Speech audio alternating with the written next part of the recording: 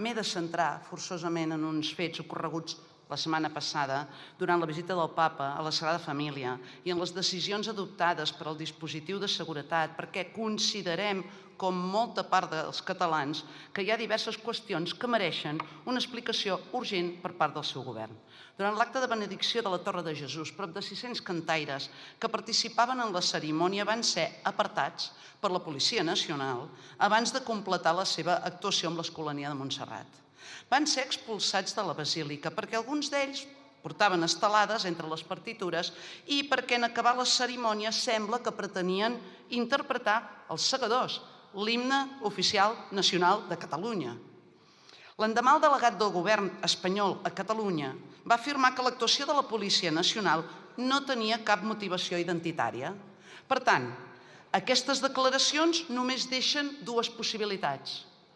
O bé existia una causa policial de risc, de perill, d'amenaça objectiva i prou justificada com per expulsar 600 persones de 16 cors catalans d'un acte públic oficial i, en aquest cas, avui el govern té l'obligació d'explicar-la, aquesta causa, és el moment per fer-ho, senyor ministre, avui, o bé el delegat del govern a Catalunya va mentir i, efectivament, la presència d'estelades i la possible interpretació del cant dels segadors va ser el motiu real d'aquella decisió.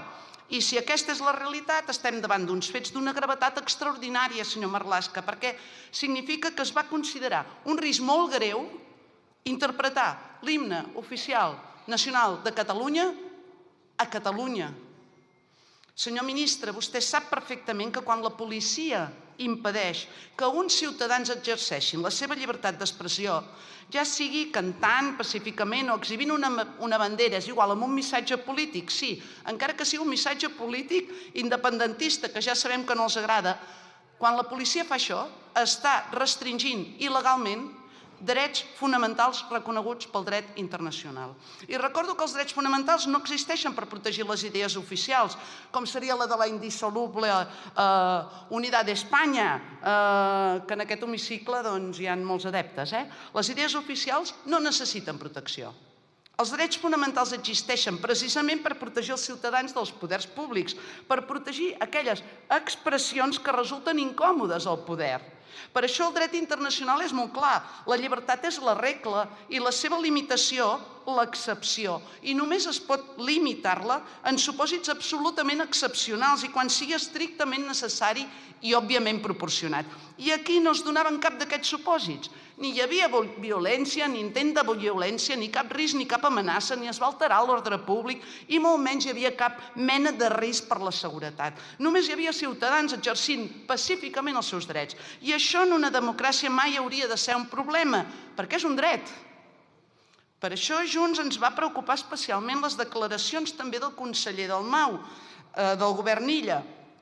Va afirmar que la llibertat d'expressió està molt bé, però que ningú hauria de pretendre exercir-la sempre i arreu, que cada cosa al seu moment. És exactament al revés, senyor Marlaska. Els drets fonamentals existeixen precisament perquè es puguin exercir sempre i arreu. Si només es poguessin exercir quan el poder ho considera convenient o quan el missatge no li incomoda, deixarien de ser drets per convertir-se en simples permisos. No estem discutint si els agrada o no a ningú una estelada, sinó si una democràcia real, no una de fireta com ha demostrat ser la del Regne d'Espanya, pot expulsar ciutadans pacífics perquè porten una estelada. I la resposta és evident, és no. La funció de la policia és protegir els drets fonamentals dels ciutadans, no decidir quines idees poden expressar quan i on. Per això li demano que no justifiquin l'injustificable com ha fet el seu delegat del govern. Revisin els protocols policials, formi millor la Policia Nacional en termes de preservació dels drets i dels drets fonamentals de les persones i assumeixi també certa responsabilitat política, la que li correspon. La Policia Nacional ha de respectar el dret dels catalans a portar una estelada on li dongui la gana, davant del Papa, en un camp de futbol o en un acte presidit pel rei. La seva obligació és protegir aquest dret, no impedir-ne l'exercici.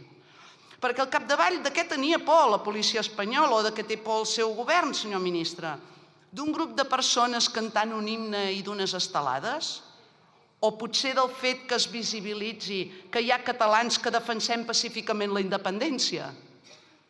La setmana passada no va fracassar el dispositiu de seguretat, el que va fracassar va ser el seu relat, el relat socialista del reencuentro, el relat de Sánchez i Illa d'una Catalunya normalitzada, d'un conflicte polític entre Espanya i Catalunya superat i d'un independentisme residual. Va ser suficient una visita del papa perquè aquest relat s'ensorrés, perquè els governs Sánchez i Illa no estaven preocupats per protegir el papa, òbviament, no hi havia cap risc, estaven preocupats per protegir la fotografia d'una fictícia Catalunya domesticada que volien vendre a tot el món.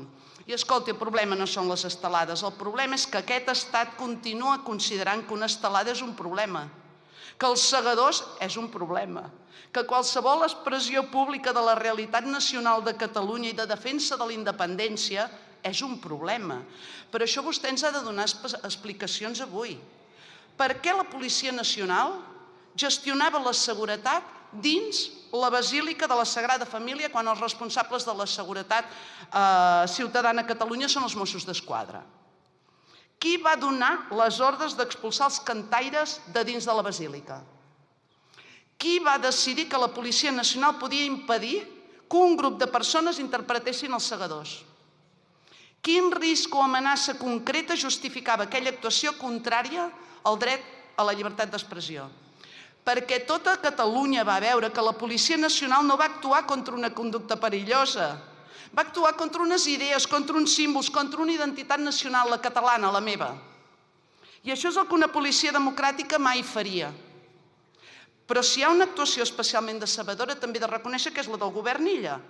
Davant la vulneració dels drets fonamentals de ciutadans catalans, el govern del president Salvador Illa, que havia de defensar-los, va preferir callar.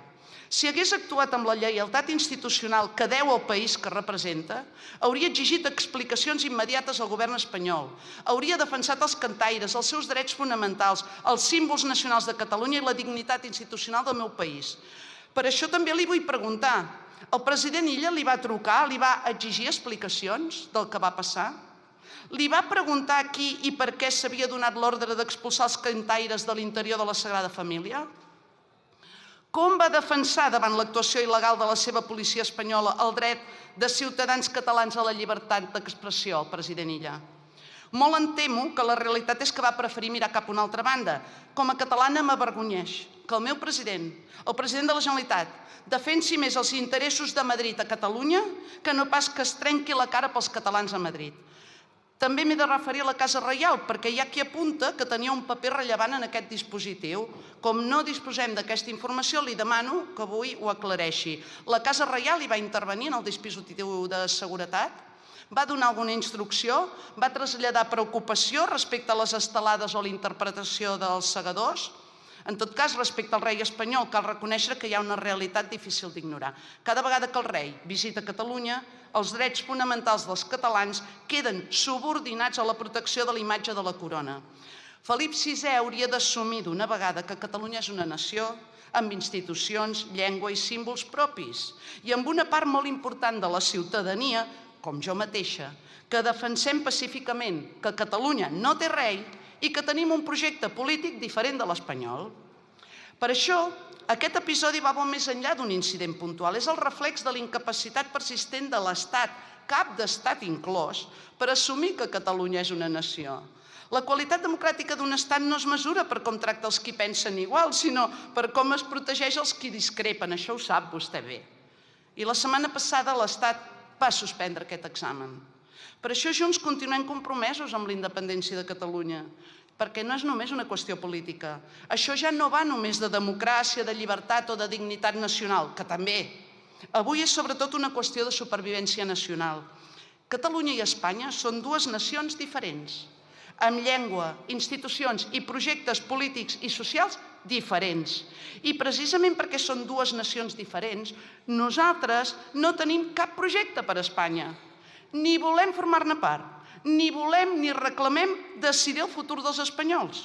El problema és que l'estat espanyol continua responent a aquesta realitat nacional, no amb democràcia, sinó amb la restricció de drets fonamentals, com el que va passar la setmana passada. I ho fa governi qui governi, amb això estem d'acord, tant PSOE com si governa el PP, perquè un estat que té por d'una bandera, d'un himne, d'un poble que s'expressa pacíficament no està actuant com una democràcia, sinó des de la por i des d'una lògica autoritària. I mentre l'Estat continuï limitant drets fonamentals per intentar frenar la nació catalana, nosaltres, junts, continuarem treballant per convertir la nostra nació en un estat independent. I acabo, senyora presidenta. E vull aprofitar entà felicitar era Esta Nacionau d'Aran des deth Congrès. I ua realitat nacionau occitana, laguens de Catalunya, a Massadam era siua lengua oficiau, aranès. Moltes gràcies.